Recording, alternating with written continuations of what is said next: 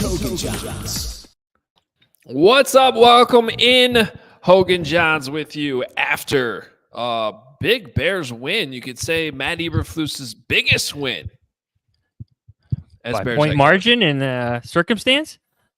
No, yeah, not really margin, just circumstance. Just good opponent, quality opponent, got the win.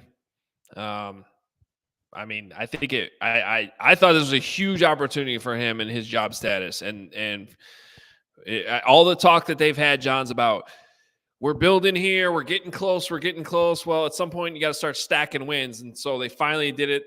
2 wins in a row, 2 wins against the NFC North opponent. It's good for him. Yeah, and that's the most important thing. It's the divisional opponents here. It's beating the NFC North leading Lions handedly. They dominated for a good portion of this game outside of the 13 points the Lions scored in the second quarter. The Bears looked like the better team with the better quarterback and so many better things going on, especially defensively. Yeah.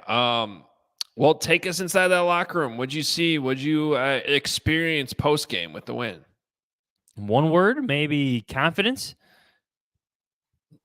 Does that make sense to you? Like there wasn't like overwhelming jubilation like there was in Minneapolis, but the Bears did have their boombox out, the radio out, like the Matt Nagy days where you had the lights going off and the dance party. So I'm looking forward to seeing that shared by the Bears social media team later on. But just from talking to Justin Jones, Jack Sanborn, who else? Jalen Johnson, Montez Sweat, a lot of the defensive players, a sense of confidence in themselves, a sense of confidence in their coaching staff, including Matt Eberflus, probably starting with Matt Eberflus, and then a sense of confidence in what they just accomplished against one of the best teams, allegedly, in the NFC. Yeah, well, that's good. I mean, and I just got done watching Flus's post-game speech to the team that they put out on social media, and it's a lot of the message was like, all right, now you know how good you can be, right? And you got to just keep stacking them. So, yeah, a lot of these things you preach, though, as you know, you got to execute. You got to actually do it to have that belief. And they certainly wasn't perfect by any means, but at least given off of what they did against the Lions a couple of weeks ago and the collapse in Detroit to put it all together and finish today, that had to be pretty good. By the way, I apologize. The room I'm in is a little bit echoey than normal. I'm actually going to try to move here as you talk, see if we can get some better audio quality. How I got to fast move can you from move and how much do I have to talk? I will say this. Oh, you're gonna time me? Let's go. We're at 3. No. We could do the show while I'm moving. I don't care. I'll stand up and do this whole thing. Man on the move. I will say this. The adjustments that Matt Eberflus seemed to make in this game, starting at halftime. Justin Jones mentioned them.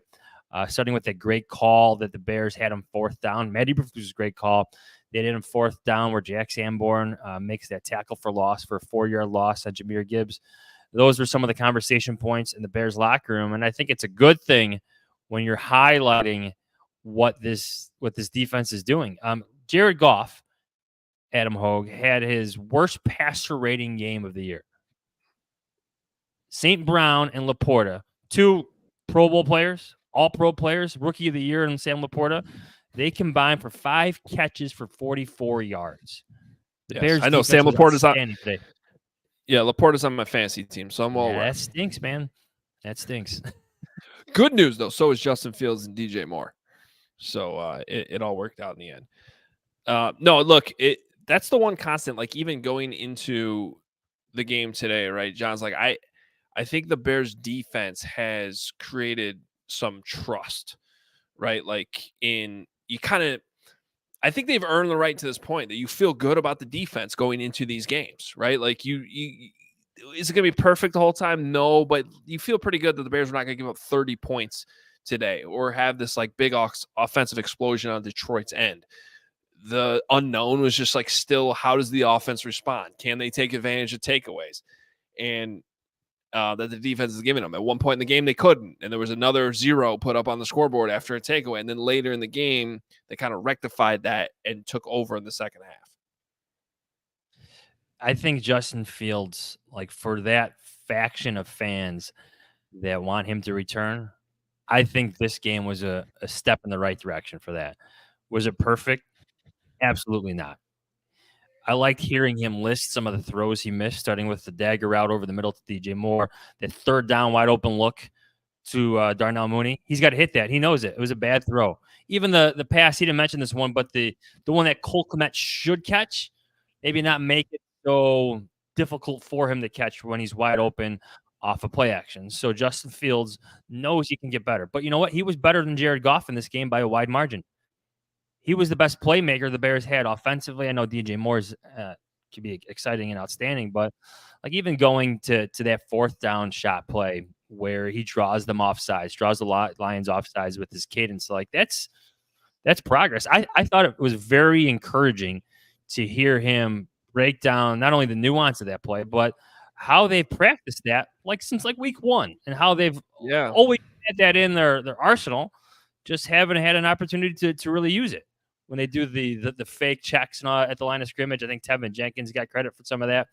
And then to hit, DJ Moore in single coverage for the touchdown. Like I felt like that was some progress for a young quarterback who has so much change around him to make a play like that in that situation that helps put the game away. That's important progress for Justin Fields. Yeah, I don't want to put too much on one play, but that 4th and 13 felt incredibly significant for many, many reasons. I mean, beyond the micro, which is the play itself, which I do want to break down with you, the macro is just like, if that ends up being the springboard for everything that they've been talking about, and like this regime actually taking off, perhaps not changing the coaching staff this offseason, perhaps even for Justin Fields, maybe he ends up staying here. Like my point is, John, that might end up being a play we look back on as being very, very significant in the grand scheme of things. And the more micro in that makes me feel pretty good about the coaching and the execution. It's just like, that is an example of a play that the Bears just didn't do. Like they didn't even really try it in the under the last coaching staff. Like how many times were like free play, free play, free play? This time they go to the line of scrimmage. They're not running a play. The free play is the free play, or the free play is the play. I mean, like they're trying to jump off, get them to jump off sides. And if they don't, they're probably just taking a delay game and punting the ball. But instead they have it in where there's a fake protection check to make it look like a real play. And then the hard count. And then the second the Lions jump, the center snaps the ball. And the only thing the wide receivers are doing are go routes. Just go. And they call it. It works. I don't know why the safety wasn't over to the top on DJ Moore, but he wasn't. Fields hits him in stride. Touchdown. All of a sudden, 4th and 13, where you're punting the ball back to them. Now, all of a sudden, you take control of the game. Coaching, execution, just overall mindset of trying to run stuff like that when you should. Like, that's NFL football. That's high-level stuff. And I think they deserve a lot of credit for having that ready to go and then executing it. It's smart football that we've rarely seen accomplished or even attempted really here in Chicago, right? Like it's not just like it's the hard count, it's the cadence, but it's also like the acting job that the offensive linemen do to sell it. I think Cole Kmet was joking around that he like tapped on his helmet like there was a check made, and he could hear the Detroit Lions like, oh, whoa, whoa, whoa, like something's going on. Like they believed them. Their acting job worked in that situation. So I like it. Everything you were saying right there kind of reminded me of how we felt like at the beginning of this Flus era, where things felt very purposeful, right? And everything they did, everything in practice with the cadence practicing, with the cadence preparation, all those things that we saw early on in training camp a couple of years ago. I don't know why I'm reminded of it in this moment. Maybe it is because we're talking about cadence and that was part of the storyline back then, but it's good to see something like that come to fruition, especially for Justin Fields and the things he has to do within that. Yeah, like how many times at lower levels of football, and even sometimes in the NFL, do you see a team in that situation, take the field with their offense, and you're like, they're not actually running a play here. And then the clock just ends up reaching 0 and they punt, right?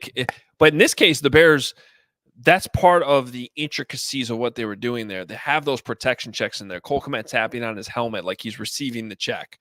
right? Like they're dressing it up like, oh, the Lions are thinking, oh, they're actually gonna snap the ball here, and then that's what gets them reared up to actually jump off sides. Which on that side of it, I mean, if you're a Lions fan right now or you're a Lions coaching staff, you got to be just killing yourselves over that play, knowing that if you just don't jump, you're getting the ball back. I mean, that's essentially a turnover there, right? Like that's just an enormous play in the football game. And then the fourth down that the Bears stopped too. I know I just talked about it when you were wandering through your office there at CHGO, but that to me is notable. Like, you could argue what the Lions were doing. This is their chance to mount a comeback. It's 4th and 1. We have one of the best offensive lines in football. We have one of the best running games in football. Let's power this first down right through the Bears. But Matt Eberflus called a play that he hadn't called all game. Had his defensive lineman kind of slant into that run call, opens up Jack Sanborn, who's reading the pulling guard all the way, makes a tackle for loss, 4-yard loss. Obviously, the Bears are now in scoring position automatically by the way things went there. So, how much are you buying this version of the Bears, Johns? I mean, they're all of a sudden going from a team that was quietly a 500 team over an 8-game stretch to now a team that I believe has won 3 out of the last 4 games. And the only loss in there was one they should have won against the Lions. 2 divisional wins now. I mean, is this sustainable? Is this really the turning point for this organization as they tore it all down and have been building it back up? Because it does look a lot different. And by the way, it looks a lot different since they traded for Montez Sweat. Well, personnel upgrades do help. Yeah. So it's the stats show that, and a couple different factors, starting with pressure. They got to Jared Goff 4 times tonight for sacks, and I think they had 9 more hits on him. So a good night pressure-wise. Matt Eberflus, too, deserves credit because he called quite a few blitzes in key moments. Even if some of those blitzers didn't get home, they created pressure that allowed others to get to him. So what I'm buying right now is what they're doing defensively. It's real. This goes back more than 3 or 4 weeks. It goes back 6, 7, 8 weeks. If you're looking, it's really 9 now. Yes. I think because they're second in yards per attempt and second in yards per carry coming into today's game over an 8-game stretch. So now you add today's game into that. This is more than a small sample size. This is a relatively big sample size. Yes, very good against the run. Now you look at like the third down defense, red zone defense. Those are obviously areas that have to improve.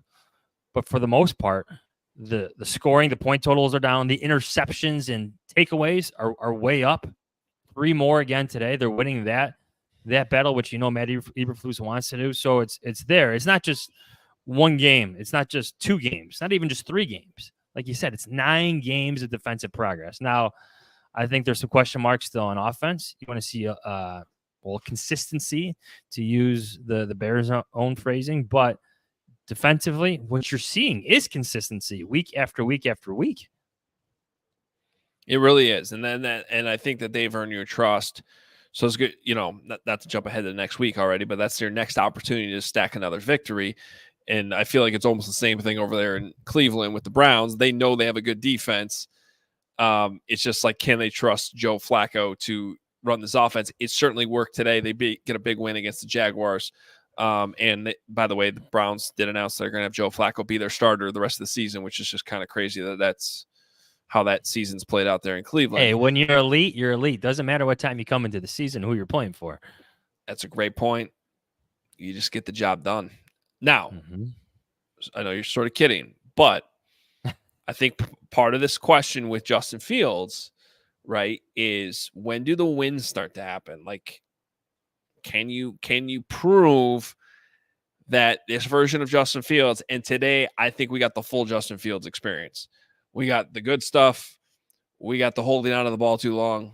We got the errant throws to DJ Moore over the middle, and the one he probably should have hit to Komet a little bit more accurately. It should have been a touchdown. And we saw electric runs. We saw him make the great 4th and 13 throw. I mean, this was the Justin Fields experience today. But what stands out to me the most, Johns, is 0 turnovers and a 15-point win. So, if you're making this hard decision in the offseason and you're asking yourself, can you win the NFC North with this version of Justin Fields and go beyond that too once you get to the playoffs? I mean, today was a strong indication that that might be viable.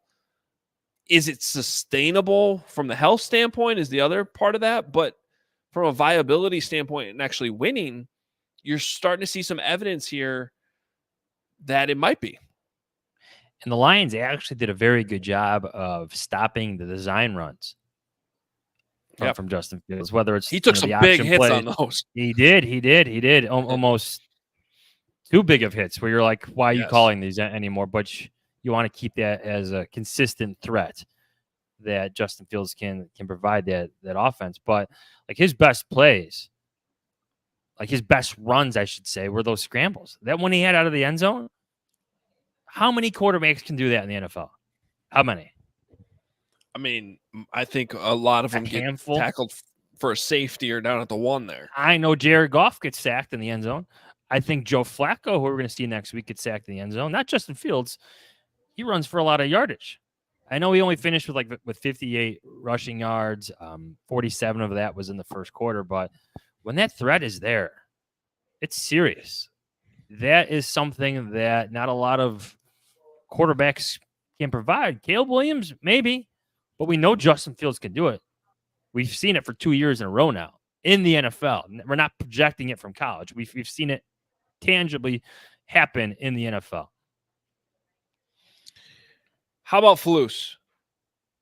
I mean, how big of a win do you think this is for him? Well, it's huge. It's huge. All the buzzwords that he's been using the past few weeks, whether it's trust or finish, the players are repeating those buzzwords, but now there's wins behind it. This has to feel great for him. Like his defense was outstanding against one of the best offenses in the league. They protected the home field. So many good things happened defensively. Like so many great individual performances. Jaquan Brisker, 17 total tackles. Right? Jalen Johnson, interception. Tremaine Edmonds, interception. Jaquan Brisker probably should have had 2 interceptions. TJ Edwards recovering that fumble. The defensive line actually producing consistent pressure against the very good offensive line from Detroit. So many things you could feel good about defensively from Matt Eberflus's defense right now. But you have to get the win. And I think that not only all those things added up to this one. Right.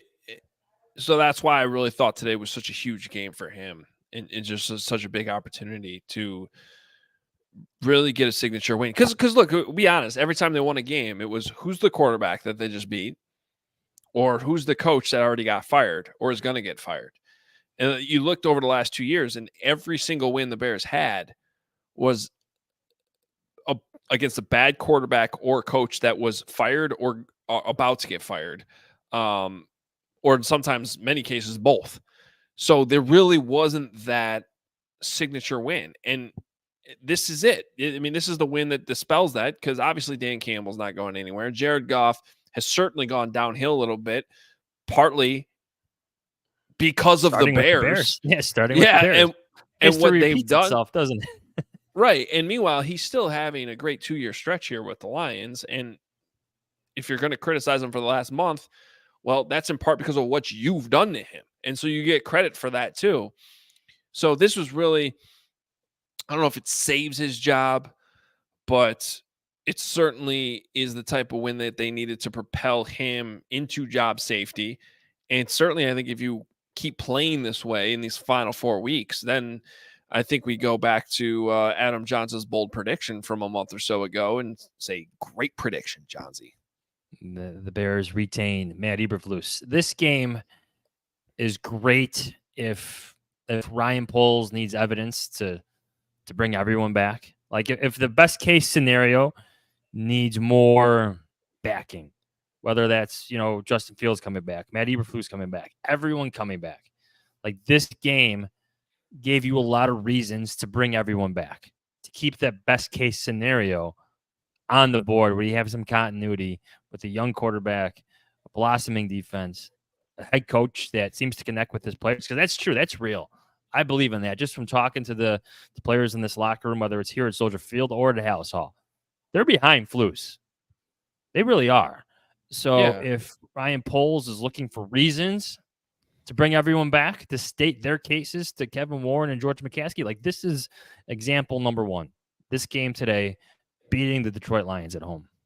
No, just like he says to his players afterwards, he's got to stack the wins too. So, I still with this team always say things can go a number of different ways. You gotta like the upward trajectory of where things have been, but next week it doesn't get much easier with that Browns defense. But in the meantime, perfectly okay to celebrate this one, guys. Like these types of post game shows are the rarity. I mean, there's not many of these that we've done over almost a decade now of Hoge Jahns podcast where we're just talking about how well everything went for the most part. Now there were some exceptions. I hated that 4th and 1 call, not just because it worked, or I'm sorry, didn't work and gave the Lions all the momentum, but because if you're going to run a running play to DJ Moore earlier, then the next time you put him in the backfield, he should be a decoy, not the guy you give the ball to again in that situation. So I just did not like the logic or the process behind that play, and it ended up being huge because the Lions got all the momentum, and the game, they had the lead at halftime, didn't they? After all that, wasn't it 13-10? Well, the counterpoint to that is how the Bears regained it. Right, but that's which where you rarely see, which we rarely cover. And not only that, dominated, I would say. I mean, really, from the point that 4th and 13 play happened late in the third quarter, I mean, that was it. The Lions had no counterpunch. Yeah, I think they opened up with 3 consecutive 3-and-outs in the second half. The defense is coming together. But you're right. It's hard to not look big picture when your team is 5-8.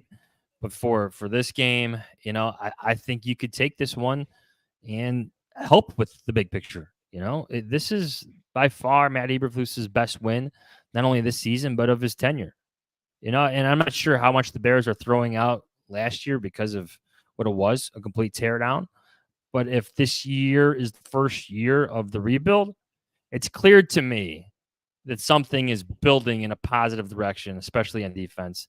We'll see if some consistency and some more fireworks can be found on offense. So if I put you on the spot and I said, and feel free to change this by like Tuesday show or whatever when you have more time to digest it. But, we did this last week, though, too. We were like, final 5 games, what do you think the record's going to be? And I think 3-2 or 2-3, like both were, very reasonable answers. You could maybe go crazy and say 4-1, but like, okay, now you saw what you saw today. These final 3 games, Browns, Cardinals at home, Falcons, another Southern team coming north late in the year, and it's not like they're exactly great. And then, of course, the big one that could end up being even bigger, depending on how this all plays out, Week 18 at Lambeau Field. What do you think? Just your gut right now. I mean, the reporter in me, the columnist in me would love to cover like a run at this where that Week 17 game, Week 18, whatever it is, where that carries like a lot of weight, where both those teams are, 8-8? And vying for maybe something, maybe they need help from someone else in the division or the conference where that game actually means something. I know that storybook endings like that don't really happen unless you're covering the Mark Trestman Bears, where that kind of came to fruition one year. But I'll say this. Do I think they could beat the Browns? Yes. Do I think they could beat the Cardinals? Absolutely yes. Do I think they could beat the Falcons? Yes. Do I think they could beat Jordan Love and the Packers? Yes. You and I both picked them today against the Lions, a better team than the next 4 opponents. Like, I have confidence that the Bears can get to Joe Flacco and make that a long day for him. Now, can Justin Fields make it a long day for the Browns defense? I don't know. But I'm more confident in that happening for Justin Fields than Joe Flacco doing what he did today. So we'll see what happens. But you want like a win total? Is that what you're asking for? Yeah, in the final 4. All right, they finished with 8 wins. Oh, wow. Okay, so that means they go 3-1 here in these last 4. I There can you see it go. There you happening have though. it. I think minimum, and if you're watching on YouTube, you can see the draft order courtesy of Tankathon. The Bears, of course, looking really good for that number 1 pick after the Patriots won the other night with a full 2-game lead over New England and the tiebreaker at this point. And the other pick the Bears have, despite a couple wins here, they're still 7th. Now, if they keep winning, they will jump up probably out of the top 10. But I think you take that right now if you can also get the number 1 overall pick. I think, John's, a minimum of 2 wins should actually be expected. Like, you should beat the Cardinals. I think the Falcons at home should be a winnable game. I would suspect that as of right now, look ahead line wise, the Bears are favored. Definitely favored against the Cardinals. Probably favored against the Falcons. I don't know how at this point you could have them favored against the Packers, but that's a different story. Let me ask you this. I guess we'll turn into the Bill Simmons podcast for a second. Will you guess the line for the Browns game next week? What is your guess on what the line is? I already know what it is. What do you think it is? 3.5. Browns favored by 3.5. Yeah. Pretty close. 2.5. Only 2.5. Wow. Yeah. Like, I thought it would Yeah. come down to like a 3, but that's less than the typical home field advantage spread. Okay. Yep. So that's some respect Changing there. minds in Vegas. Yep. Some respect there. So there you go. And I think we'll see how that line moves. It might have already moved from the time I checked it about an hour ago. And maybe the Bears are going to be favored here in a couple of games down the stretch. So it'd be certainly fun if they keep this run going, and that Week 18 game against the Packers could mean something. Let's also see what the Packers do tomorrow night. Didn't you have? I know we always forget our picks from Thursday. I think you had the Giants covering, right? I did. Yeah, and Tommy then I DeVito. said Packers, and then I didn't want to change it. But now the more and more I think about it, I think actually it's going to be closer. So yeah, I just don't know how sustainable their success is. They're great offensive line, a lot of good things happening up there, but yeah, I'd still take Justin Fields over Jordan Love.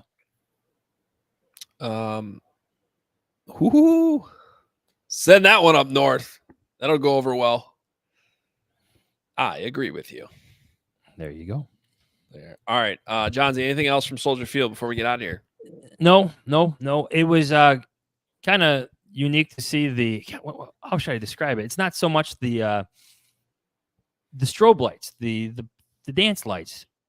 Like, I know I mentioned this off the top of the show, but it's not quite the disco ball that Matt Nagy had for Club Dub. Are you saying Club Dub is back? I'm not saying Club. It's got to have a different name. That was Matt Nagy's name. We'll have to ask Matt Eberflus what he wants to call it. Flus? Club Flus? Club Flus? Club Flus? Did I merge words there? I don't know what you did. Let me ask you this quick question before we leave. Did it feel like a locker room in which they expected to win, or that they were surprised that they won? Do you understand the question there? Yeah, I know what you're saying. I'm going to use the word I used at the top of the show. There was a sense of confidence. So, yes, I think they already knew that they could play with the Lions. I think everybody knew that. We saw that happen in Detroit. But now that confidence that they expressed, there's reasons for it to grow, right? They just beat them handedly on their home field.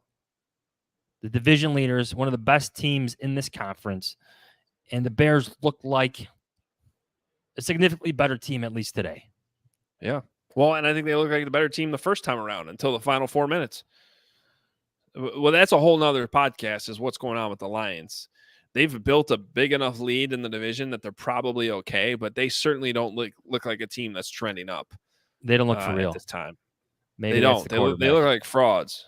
Well, and I think that's eventually I can't imagine they move to like Hendon Hooker in the middle of the season, but I think that they do have some tough decisions to make there in the offseason. Because as much as it's cool what Jared Goff's done, there's a reason why the Rams moved on from him and ended up winning a Super Bowl without him.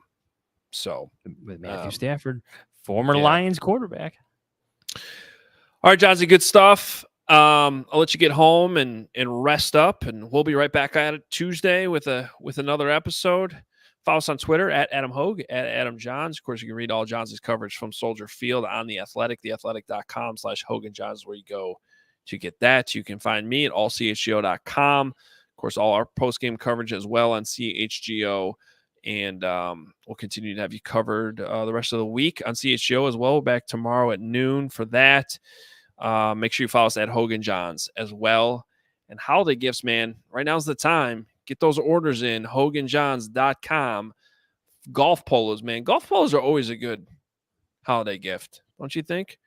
Yeah, absolutely. And they're sharp those things too. are they're I legitimately really like awesome. the white one. Yeah. High quality, dry fit. Of course, we got the winter hats as well. Plenty of hat selections. We went from like not having any hats to now we have like 20 different kinds you could pick from.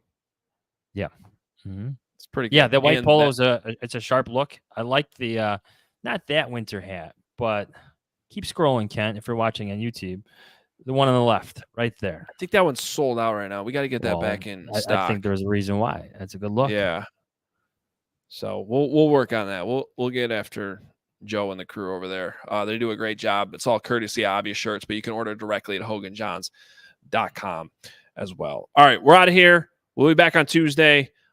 Soak up this victory, Bears fans. It really did not have a lot of wins like this, and not only is it a good win, but it doesn't feel like a fluke at all. And they're going in the right direction. So does it feel like tough a fluke or a floose?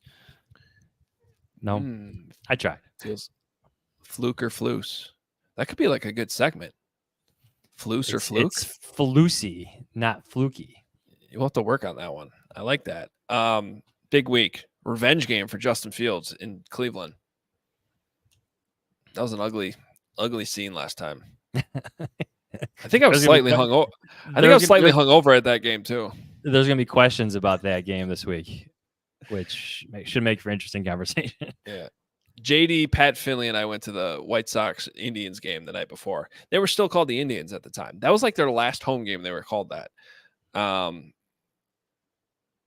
it seemed like the noon game came early, even though it was at 1 p.m. in Cleveland. All right. That's too much information. We're out of here. We'll talk to you on Tuesday. See you later. See ya.